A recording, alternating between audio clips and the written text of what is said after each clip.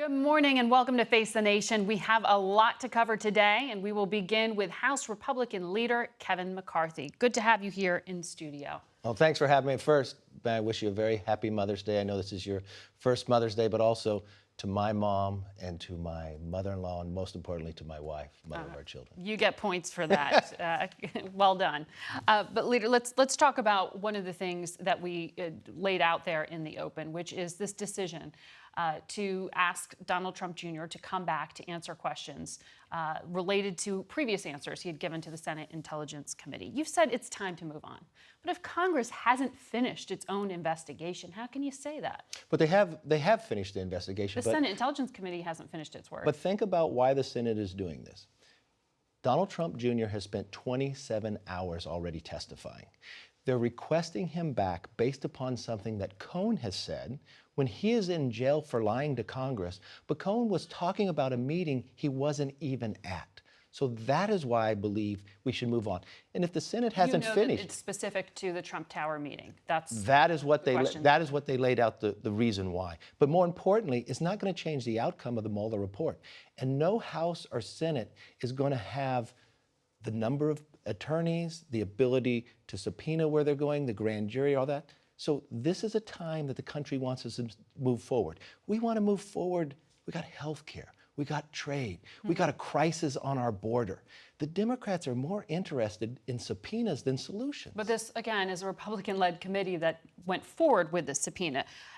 Bob Mueller never interviewed Donald Trump Jr., but this committee did. If there were For 27 hours. Sure, and if there were no charges brought, why not just respect the mandate of Congress and come back and answer the questions? You sound like you're saying he's too busy. No, I'm not saying he's too busy. I'm saying the Mueller Why does the number of hours matter? The Mueller report, because if you've ever interviewed an individual, 27 hours, you get to the point of everything you've asked. The other part, senators say they haven't had a chance to ask the questions themselves, only their staff did. But you had a Mueller report that had 40 attorneys, FBI agents, went to different countries, have more power within Congress, the ability for grand jury and others, and they found no evidence. So don't you think it's time to move forward? Don't you think the American public... Now, you're out on the road talking to Democrats who are running for president listening. They're not being asked about this either.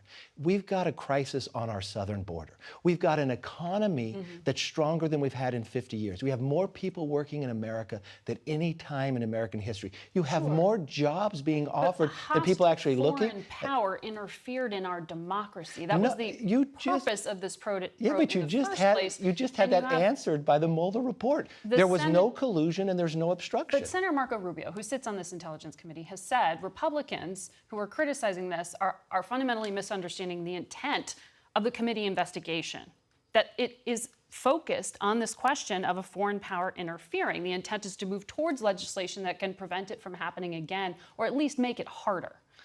Doesn't that have merit? Look, the idea of a foreign entity trying to move into our elections is something Republicans have been working on for quite some time. We were the ones that pushed Obama, who ignored our concerns of what was going forward when he was president. This is something Republicans have stood up for a long time. But the question that the Mueller report has already answered, so why do you prolong that? If you want to look at entities that are trying to get into our elections, yes, that is something we've always worked on. But Donald Trump Jr. has already testified for more than 27 hours. If you want to bring him back in because something Cohn has said when he is in jail for lying and talking about a meeting he wasn't even in, no, I don't think that's right. But it's not going to change the outcome of what this investigation has already done and the power behind the Mueller investigation. That's the concern that I have. So do you disagree then with some of your fellow Republicans who say they want to investigate the origins of the investigation? No, I think that's very important from the origin of the investigation. So it's not time to move on?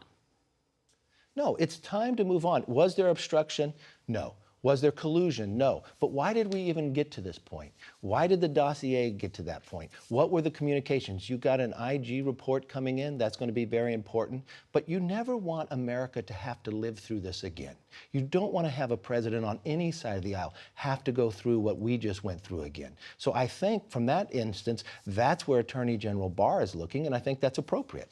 So not all of these investigations are about Mueller. Yes.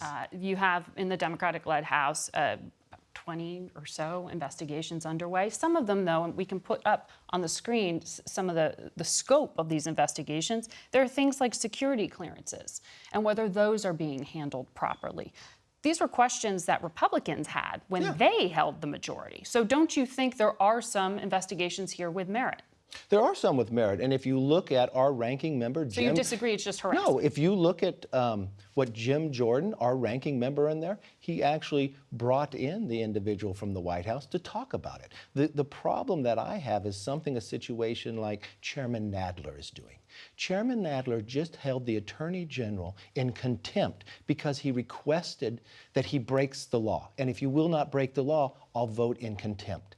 That's the action. In terms of disclosing grand jury information more publicly. Exactly. And if Chairman Nadler was that serious about getting to the bottom, he hasn't even taken the time to go read, which he's approved to read, the 99.9% of any obstruction inside the Mueller report. But he hasn't even gone to read it while trying to hold the Attorney General in contempt. He's asking him to break the law. Well, as you know, Democrats argue that this is a matter of transparency and going to see it without being made public. You know the argument back and forth there. But that argument doesn't hold. But think about that argument. He has the right to read it and he won't read it.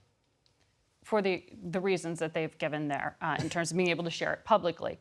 But you say it's time to move on. Legislatively, what is actually possible right now? Because we haven't really seen the White House go to Congress and say, put forth a vote on this hardcore proposal on immigration, even on infrastructure, which the president says $2 trillion deal is what he wants to get done. But see, that's not true. The administration has. The administration is sitting here trying to grow an economy that we're already the strongest we've been in 50 years, USMCA.